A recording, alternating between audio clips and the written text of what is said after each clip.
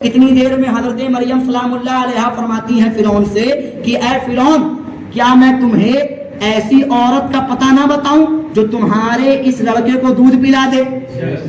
کیا تمہیں ایک ایسی عورت کے بارے میں نہ بتاؤں جو تمہارے لڑکے کو دودھ پلا دے؟ کہا بتاؤ وہ کون ہے؟ کہا میری ماں، میں اپنی ماں کو بلا کر کے لاتی ہوں۔ اب جو ان کی ماں ہے وہی تو موسیٰ کی بھی ماں ہے، جو ان کی ماں ہے وہی موسیٰ کی بھی ماں ہے۔ بھاگتے بھاگتے جناب مریم گئی اپنے گھر، اپنی ماں کو بلایا، کہا امی جان جلدی چلو، اپنے بیٹے کو دودھ پلانے کا وقت آ گیا ہے، اپنے بیٹے کو دودھ دینے کا وقت آ گیا ہے۔ حضرت موسیٰ کی ماں بھاگتی بھاگتی ہوئی محل گئی، اور جانے کے بعد روایتوں میں آتا ہے کہ حضرت موسیٰ کی ماں نے جیسے ہی محل میں اپنا قدم رکھا تو حضرت موسیٰ کی ماں کی مہک سونگھتے ہی فرعون کی گود میں حضرت موسیٰ رو رہے تھے، لیکن خوشبو کی مہک سونگھتے ہی حضرت موسیٰ علیہ السلام ہنسنے لگے۔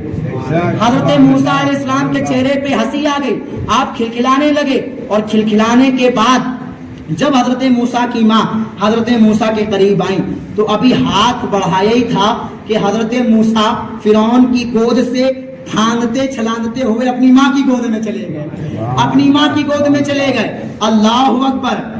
اللہ نے بیٹے سے دور تو کروایا، بیٹے کو ٹوکری میں بند تو کروایا، بیٹے کو دریا میں چھڑوایا تو، لیکن اتنا سب کروانے کے بعد ماں کو بیٹے سے ملا بھی دیا، ماں کو بیٹے سے ملا دیا، بیٹے کو ماں سے ملا دیا۔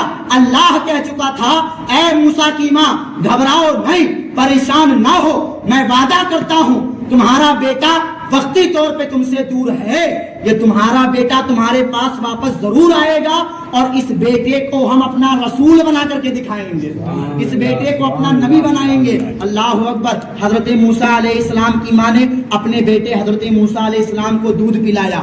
دودھ پلانے کے بعد جب فرعون نے دیکھا کہ یہ ان کا دودھ بڑے شوق سے پی رہا ہے تو فرعون نے پوچھا تم کون ہو، تمہارا نام کیا ہے؟